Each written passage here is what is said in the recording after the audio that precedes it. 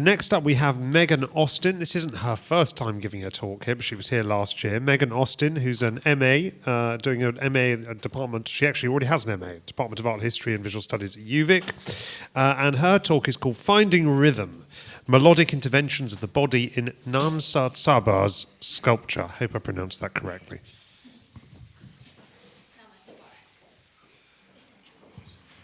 Hi, everyone. I want to start by saying how honored and humbled and grateful I am to be here again. It's just such a fantastic opportunity. So, nevertheless, to get started, during my presentation today, I'll be discussing how interventions of the body are integral to the creation of music to establish how the charge and multiplicity of musical instruments has inspired the creation of mixed media sculpture, particularly Naamsa Tsabar's sculpture. So, Naamsa Tsabar is an Israeli-born New York-based artist that has been involved in the creation and study of music from a young age. Tsabar's experience working as a bartender and performing in a rock band have influenced her to create work that investigate the intersection of gender and music. Through an examination of Tsabar's discrete objects, I aim to highlight how her use of minimalist techniques, such as the seeming simplicity of form, material, and scale, enhance the invocation of feminist ideals in her investigation of the body. However, she also sort of uproots a lot of those original minimalist techniques and the ethos of minimalism as well, which I'll go into further. So historically, music and the melodic voice afforded women a rare opportunity to express in public space. In gallery spaces, Tsabar invokes this glitch in the patriarchal order by asserting the fluid power and beauty of the female voice and body in movement within her sculptural works. Tsabar's infusion of narrative and gender into her sculptures disrupts the original ethos of minimalism. So these two works here are from her Work on Felt series, which is an ongoing series. I just wanted to start with them because they're some of my favorites, and I'll show you a few more as we go. So minimalism, as many of us probably know, but I'll give a brief overview, is an art movement that began in the late 1950s and called for a reconsideration of the art object by completely rejecting composition, illusion, anthropomorphism, and any associative references. So Tsabar challenges the anti-expressionistic mentality, by that I mean emotionally expressionistic mentality of art making that minimalism originally promoted by departing from total transparency through the concealment of material, function, and presence, meaning the hidden spaces of her sculptural works. Go. So Tsabar's series Work on Felt. This one on the left is Tsabar's, on the right is Robert Morris. On the left is the series started in 2012 and continues on till present day, as I already mentioned. Sorry, repetitive. So utilizes raw industrial materials to create alternative string instruments, which gradually reveal their function when directly engaged with. So composed of epoxy, carbon fiber, a guitar tuning knob, felt, and a piano string, her works are reminiscent of Robert Morris's process art, but clearly depart from them at the same time. So Morris specifically used felt to invite chance opportunities and highlighted the material properties of felt, which he deemed to be skin-like in nature, as he described it. So Tsabar departs from the medium purity seen in Morris's sculptures and a lot of minimalist sculptures to challenge minimalism's emphasis on the highly visual and simultaneously reveal the unseen through the auditorial. So felt, typically used to absorb sound, is used in this case by Tsabar to amplify the sounds created by strumming on the piano string and beating on the felt, which are amplified by the contact microphone that's in the back and are outputted by an amp.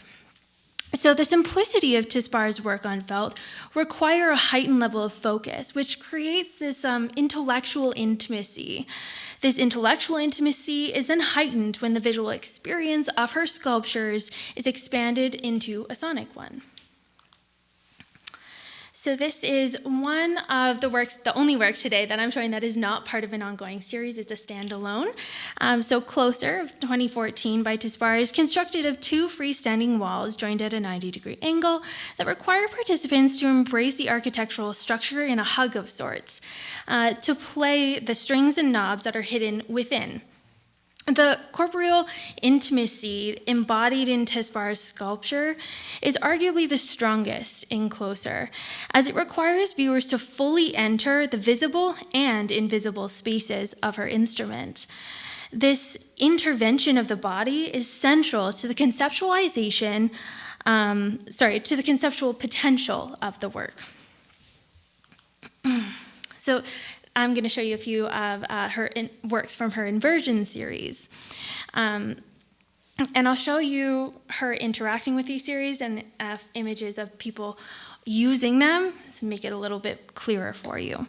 So the sensorial intimacy that Tsabar's sculptures, performances, and installations demand viewers and performers to essentialize the presence of a moving body in musical creation. Tsabar encourages participants to embrace vulnerability and venture into the hidden spaces of her inversions.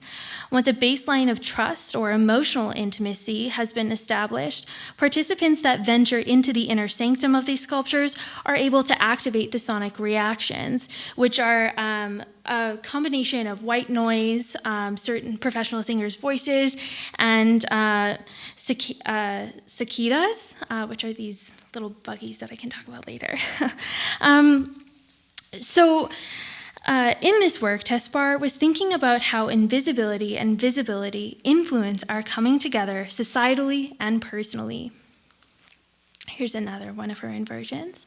So participants must fully implicate themselves within these pieces to fully experience Tsabar's works. The audience members must surrender their apprehensions to satiate their intrigue and therefore become at once intellectually engaged, emotionally invested, and physically implicated in the creation of sound. To make these sculptures functional, Tsabar must first deconstruct the pre-established structure of the gallery to insert these sculptural spaces charged with feminine energy and hidden power.